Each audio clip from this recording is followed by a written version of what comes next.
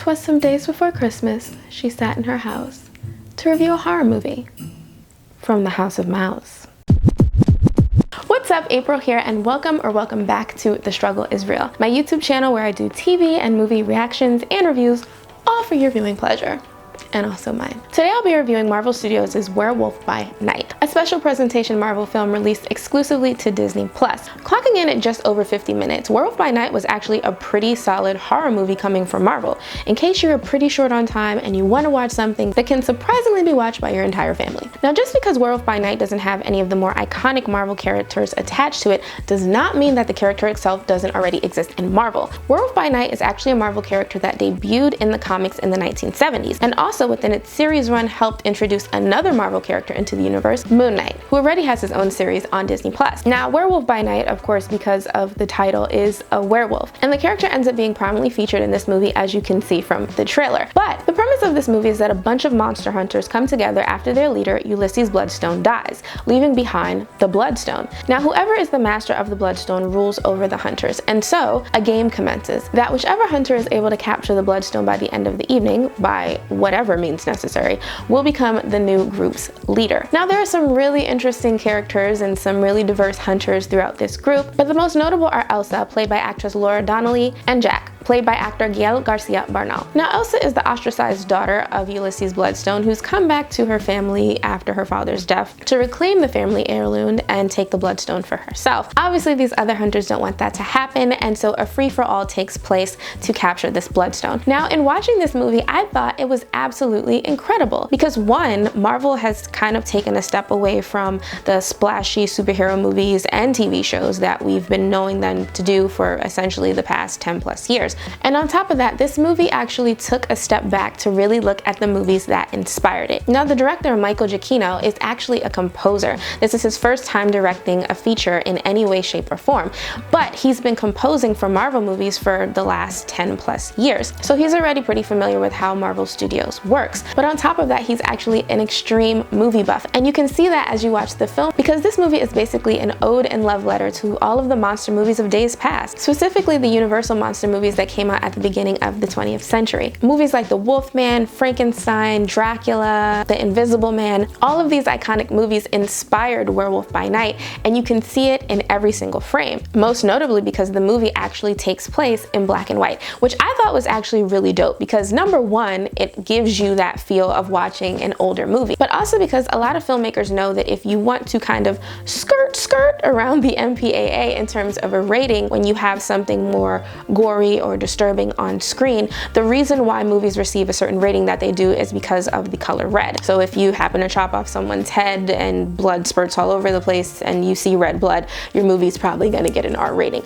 But if you chop off an alien's head and the blood is green, you can probably get away with having a movie be rated PG-13. For some reason, the color red is very much triggering to audiences, and because of that, having a movie in black and white erases that need for a higher rating, making the movie available to younger audiences, but still keeping that authentic monster movie feel. Now, don't get me wrong, there are some gnarly ass deaths in this movie, but the movie's able to get away with it because of it being in black and white. I also thought that it was really cool that even though the movie was in black and white, they decided to keep the color red prevalent throughout the course of the film, specifically the red of the Bloodstone, not the red of, you know, people getting murdered, because that would have changed the rating of the film entirely. On top of that, there's some really cute callbacks to original monster films, from the opening sequence with the claws going through the Marvel hero shots. Then there's lightning striking the Marvel Studios logo, and for lovers of old films like myself, there's even cigarette burns throughout the movie. Now, cigarette burns were something that used to be on old films where you'd see these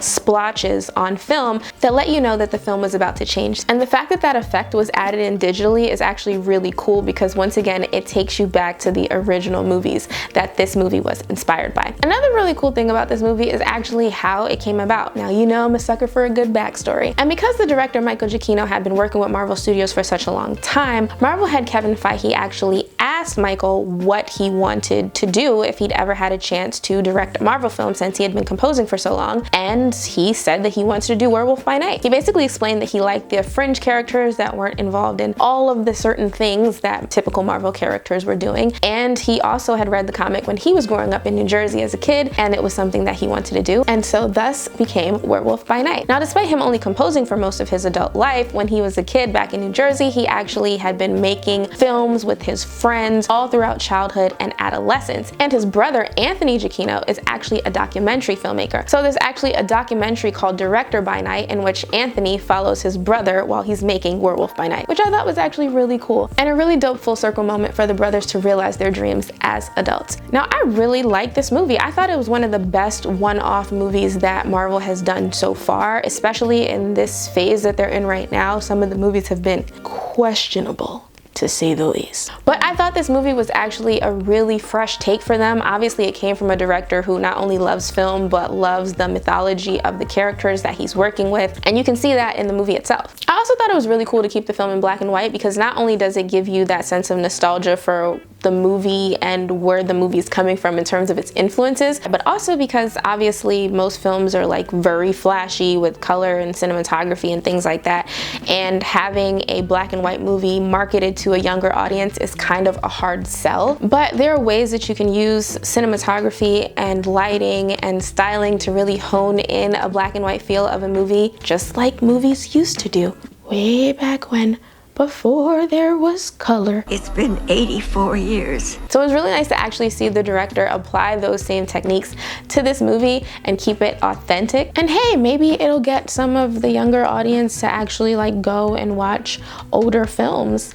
once they realize that black and white, you know, movies ain't so bad. Who knows? Also, the character of Werewolf by Night is actually tied to some bigger characters within Marvel, and I assume that by even having this short film within the MCU, that the character might find its way into the bigger Marvel Cinematic Universe and bring some of those iconic characters with him. But I definitely really did like this movie. I feel like it kind of went under the radar a little bit in terms of people watching it, and I feel like that's really unfortunate. I think that it was a really, really strong output from Marvel, probably one of their strongest in a very long time. They definitely kept the story short and sweet, which is perfect if you're doing an introduction to a character in a non-ostentatious way. And to be honest with you, I feel like Marvel should actually maybe take stock in doing more one-offs like this, like introducing their audiences to characters that people either don't know or don't have that much information about. If you are just strictly watching the MCU and you don't have background knowledge on Marvel, this is a good way to introduce some other characters without it going into like an entire saga, and then you end up muddying the waters when you're forced to come out with more and more and more about that character. Like, it's perfectly fine to do